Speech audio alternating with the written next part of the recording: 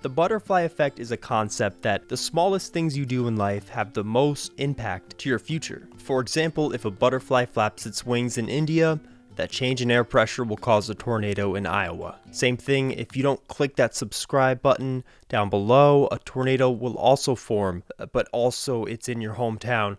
So click that sub. Leadbelly, otherwise known as Hughie William Ledbetter, was a shining example of this. Famously, Kurt Cobain absolutely killed a cover of one of Leadbelly's tunes, Where Did You Sleep Last Night? If you just know Leadbelly by Kurt Cobain, I want to hold your hand through this process. To be frank, Leadbelly was a criminal, but that shouldn't take away from the fact that he was absolutely ahead of his time. You'll also notice a common trend of Leadbelly getting in really bad situations and then being blessed by the universe another second. It's crazy. Leadbelly's first offense is when he pewed at a man in Texas. This sentence only lasted about 3 days before he literally escaped jail. Going under the alias as Walter Boyd, he lived 2 years under the radar of law enforcement. Under this alter ego of his, he would shoot a man and that would make contact. So for 30 years, Leadbelly was sentenced to be locked up at Sugarland, a Texas containment facility. All the while, Pat Neff was serving his second term as Texas state governor. A man who was, quote, so stubborn he would not turn his own mammy loose if she was locked up.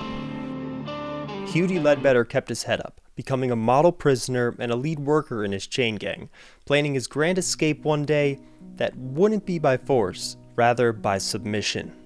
Yeah, famously, after 17 years, Leadbelly wrote a song for Governor Pat Neff. Leadbelly himself proclaims that he wrote this song in a dream, pretty much. Every night before he'd get real tired, a word would pop up in his head. He'd get up, write it down, and then go back to sleep. But this would repeat for days on end. He performed a couple tunes in front of the governor, but the closing act was the personalized Governor Pat Neff tune. Mary, sweet Mary, oh Mary, sweet Mary, oh Mary, sweet Mary. But as Leadbelly explains it, I put Mary's name in there because that was Jesus' mother, hoping that religion would sway the governor's opinion to eventually pardon Leadbelly. If I had you, Governor Neff, like you had me, I'd wake up in the morning and set you free. So he puts Governor Neff in his own shoes. Mr. Neff said to Leadbelly, I'm gonna keep you here for a couple months, but as my last few days as governor, I'll set you free. If it's the last thing I do. Governor Pat Neff stayed true to his word, being the first governor and the last one to ever pardon a prisoner because of their incredible music ability. After being pardoned from Governor Pat Neff, Leadbelly came across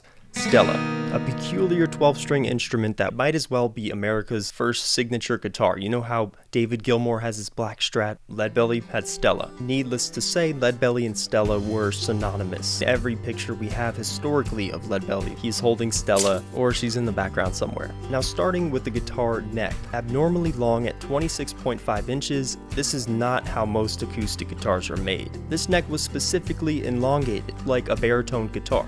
You can't judge a book by its cover though, so on the inner shell of this guitar, we have something even more special. Ladder bracing. For example, most Martin guitars, a popular acoustic brand, include X bracing. Pretty standard in the acoustic guitar industry. But of course, Stella, as strange of a guitar as it was, had ladder bracing, achieving a darker sound, a chunkier tune. I boiled this guitar build down to a couple things. Obviously, it has to be a 12-string guitar. It needs to be set up for down tuning, and I need some thick old silk strings. That's right, Leadbelly used a combination of steel and silk guitar strings. These labellas are the same exact string gauge and material Leadbelly would have used back in the day. So I was overjoyed to put them on my 12-string guitar, which was gifted to me from Zager. I thought that was good for dramatic effect. Sponsored video. They're not paying me to make this video, but they did send me these guitars.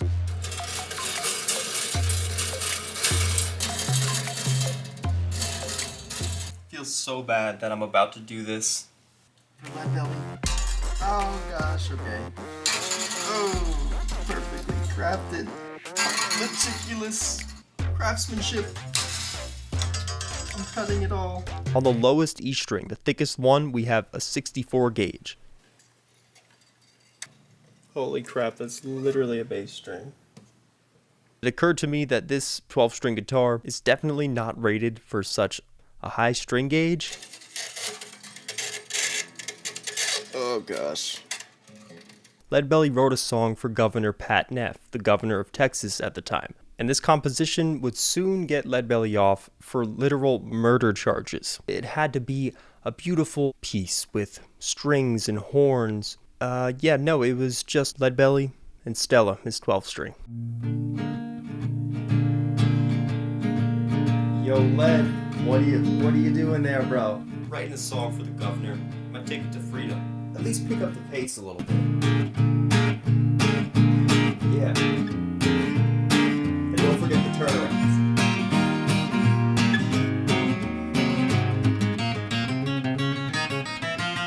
Oh, we're getting out of the cell with this one, baby!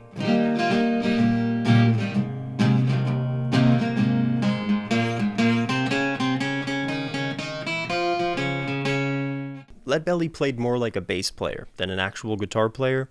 As you can hear, he's using these bass notes throughout the song.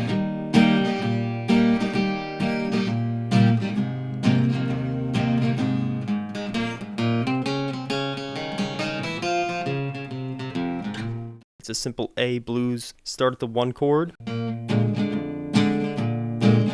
to the 4, and he gets those flourishes in there.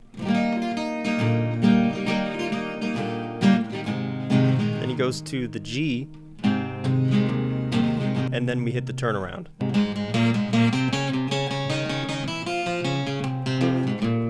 And the second time around, ooh.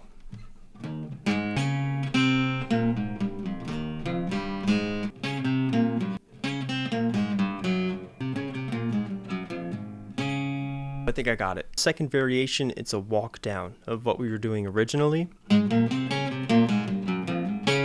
So you gotta recognize all the moving parts here. He's playing the chord, all the bass notes, embellishing different flourishes. To put a bow on the whole thing, he's got those tricky turnarounds. And legend has it, Leadbelly's guitar Stella was so loud it could match the sound of a grand piano. I don't have a grand piano here. So I had to outsource this project. What better man to do it than my own father?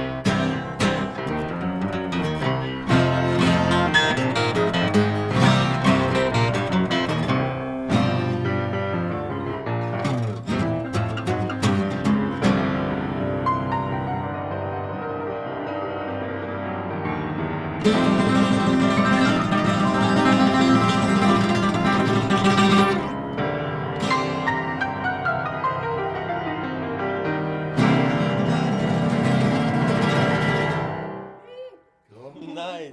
That's good. I love that song.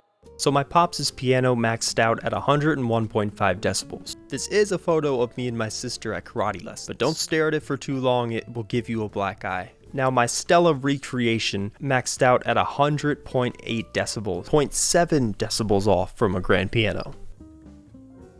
100 decibels is the equivalent to a motorcycle. I'm not sure which motorcycle, but that's what Google says, so we have to believe it. At the end of the day, a piano is a stringed instrument, so it makes sense these bass-like strings could nearly exceed the sound coming out of a grand piano. But luckily, Zager sent me two 12-string guitars. That's 24 strings total, and one of them has light strings on them. What's on most acoustic guitars in the market?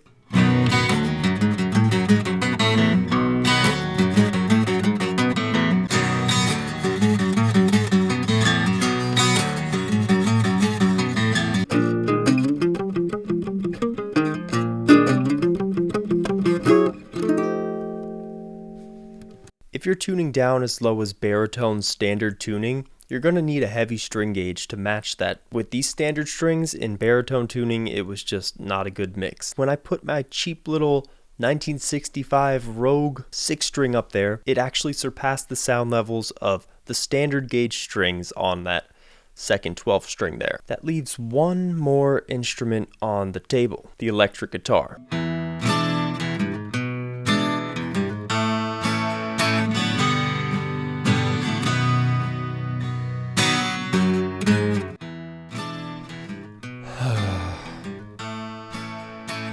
You can play to a crowd of buffoons, but can you compete with my dear Stella?